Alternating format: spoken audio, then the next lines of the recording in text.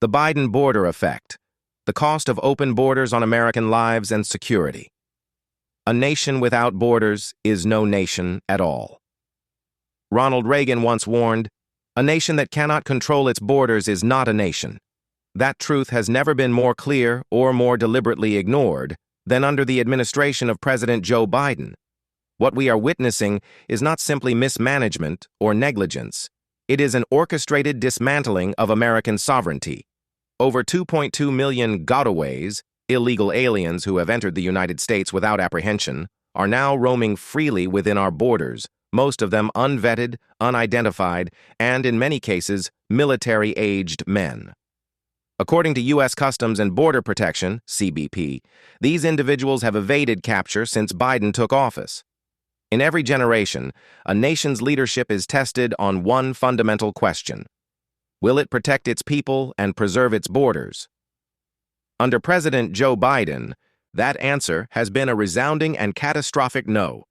The Biden administration's deliberate refusal to secure the southern border has not only endangered the sovereignty of the United States, but also it has cost American lives, threatened national security, and opened the gates to hostile actors, all in the name of globalist ideology and political expediency.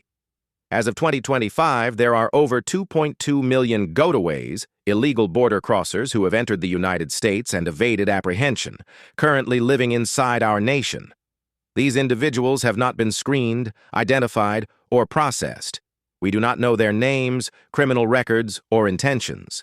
CBP sources, confirmed by former Border Patrol Chief Rodney Scott and current Texas officials, indicate that most are military-aged men, not families, not children. These are men of combat age entering the shadows. This isn't immigration, it's infiltration. In May 2023, CBP reported that over 530 known or suspected terrorists were apprehended at the southern border since the start of Biden's term, a massive surge from the previous administration's record. And that only accounts for those who were caught. Former acting DHS Secretary Chad Wolf stated, "The threat is no longer theoretical. These are real individuals with terror ties making it through our borders." When asked about the 2.2 million who were not caught, there is only silence or deflection from Washington. This crisis is no accident. It is deliberate.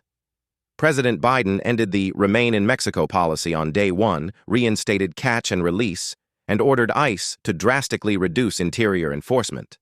Worse, internal DHS emails released in 2022 showed that thousands of illegal aliens were deliberately released into American cities with no tracking, vetting, or court dates. As one federal agent said anonymously to Fox News, "We were told to process and release, not to ask questions." This is not mere incompetence. It is a betrayal. The U.S. Constitution, Article 4, Section 4, guarantees that the federal government shall protect each state against invasion. Refusing to enforce immigration laws and releasing millions of unvetted foreigners is not only a dereliction of duty, it constitutes an act of treason, defined by 18 U.S. Code, paragraph 2381, as giving aid and comfort to enemies of the United States. Behind this open borders agenda lies the financial and ideological influence of globalist actors like George Soros. Soros-backed organizations, such as Open Society Foundations, have spent hundreds of millions lobbying for no-border policies, the abolition of ICE, and mass amnesty. According to a 2021 report from the Media Research Center, Soros-funded groups were instrumental in electing soft-on-crime prosecutors and pressuring legislators to relax border enforcement. But why? Because chaos breeds control. An unanchored population, fearful and fragmented, is more easily manipulated. It dilutes national identity and undermines constitutional conservatism. And it conveniently increases the dependency on government systems, housing, healthcare, education, while reshaping the electorate over time. As leaked Democratic strategy memos have indicated, the long-term goal is to transform demographics into dependable political loyalty. The only major political force standing in defiance of this agenda is Donald J. Trump. In contrast to Biden's border neglect, Trump's administration built over 450 miles of border wall, reinstated Remain in Mexico, increased ICE funding, and deported record numbers of criminal aliens. His 2025 campaign and current movement call for the mass removal of illegal aliens, the reactivation of Title 42 enforcement powers, and the classification of cartel-affiliated smugglers as foreign terrorists.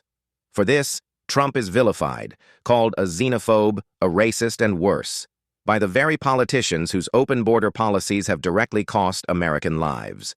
In 2023, Maria Fuentes, a 22-year-old nursing student in Texas, was raped and murdered by an illegal alien who had been deported twice and released under Biden's catch-and-release policy. Her story is not unique. These tragedies are preventable. However, under the Biden administration, they were politically overlooked. The Word of God is clear about the duty of leadership. Romans 13:4 declares, "For he is the minister of God to thee for good. But if thou do that which is evil, be afraid, for he beareth not the sword in vain."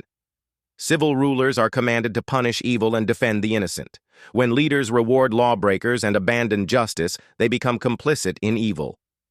Proverbs 25:26 says, "A righteous man falling down before the wicked is as a troubled fountain and a corrupt spring." The collapse of border security is more than a political failure. It is a spiritual sign of a nation that has rejected righteousness, order, and truth. The solution is not complex. It is courageous leadership. Enforce immigration laws, finish the wall, end sanctuary cities, defund organizations that aid illegal entry, and most importantly, return to the God of the Bible, who sets boundaries for nations and commands that justice flow like a river, Amos 5:24. The American people must demand action, not words. We are a sovereign nation, not an open-air refugee camp. We are not obligated to destroy our republic for the sake of globalist ideologies or radical utopianism. President Biden has chosen betrayal. The time has come for restoration and righteous resistance. Let us remember, when the wicked bear rule, the people mourn. Proverbs 29:2. But when the righteous rise again, freedom follows. And freedom, like our borders, must be defended. Dr. Dan Mason is a public policy analyst, Christian author, and veteran of law enforcement. He writes on issues of faith, freedom, and the future of the American Republic. Please like and subscribe to learn more.